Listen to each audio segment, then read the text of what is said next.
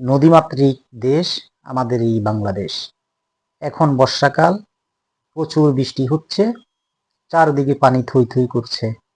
এরই মধ্যে বিভিন্ন নিম্ন অঞ্চল প্লাবিত হয়েছে। এরই ফলে বাড়ির আশেপাশে, রাস্তাঘাটের ধারে বিভিন্ন পুকুরে জলাশয়ের জলে পরিপূর্ণ হয়ে আছে। এই মুহূর্তে আপনার বাসায় যদি ছোট বাচ্চারা থাকে, তাদেরকে সাবধানে রাখবেন, নিজেরা সাবধানে থাকবেন।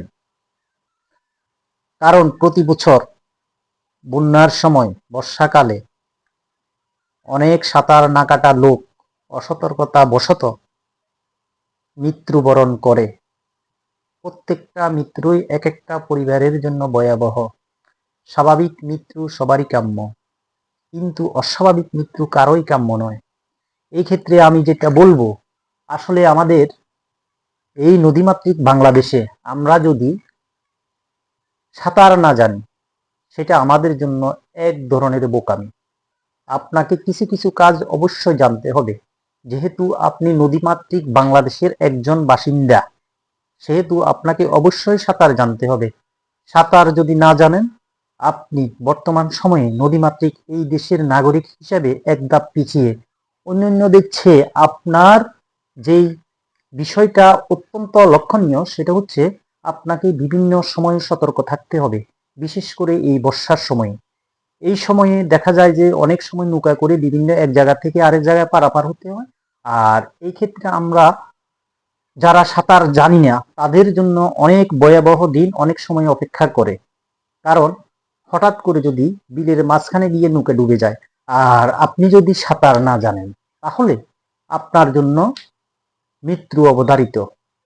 সো আপনাকে সাঁতার জানতে হবে, আপনার সন্তানকে সাঁতার শিখাইতে হবে। আসুন আমরা আমাদের বাচ্চাদেরকে সাঁতার শিখাই। বিশেষ করে যারা 12 বছরের কম আছে, ওই সমস্ত বাচ্চাদেরকে অবশ্যই অবশ্যই সাঁতার শিখাইতে হবে। অনেকেই ভাবছেন, না, আমার বাচ্চা যদি সাঁতার না শিখে কোনো অসুবিধা নাই, আমি শহরে আছি, আমার বাচ্চা তো আর পানির মধ্যে যাবে না। আরে ভাই, কখন কে কোথায় যাবে সেটা বলা মুশকিল। সো একটা অনিশ্চিত ফিউচারের জন্য যদি আপনি আপনার বাচ্চাকে গঠন করেন, এই ভিডিও আপনার জন্য না।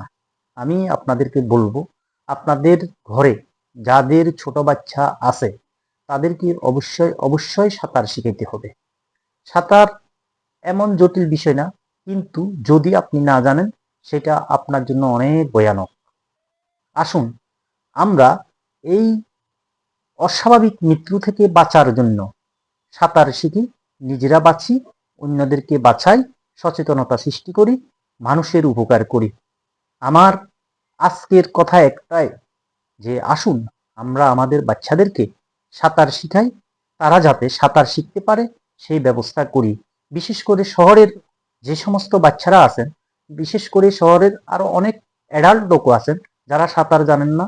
এই জন্য আপনাকে যা করতে হবে, সাঁতার শিখার জন্য গ্রামের বাড়িতে গেলে অবশ্যই অবশ্যই একজনের সহযোগিতা নিয়ে আপনাকে এই কাজটা কমপ্লিট করতে হবে। আমরা এই সাঁতার শিখার মাধ্যমে পানিতে ডুবে অস্বাভাবিক মৃত্যু থেকে নিজেদেরকে রক্ষা করি, অন্যদেরকে সহযোগিতা করি। আমাদের সকলেরই একদিন মরতে হবে, তবে আমরা চাই না অস্বাভাবিক মৃত্যু, আমরা চাই স্বাভাবিক মৃত্যু।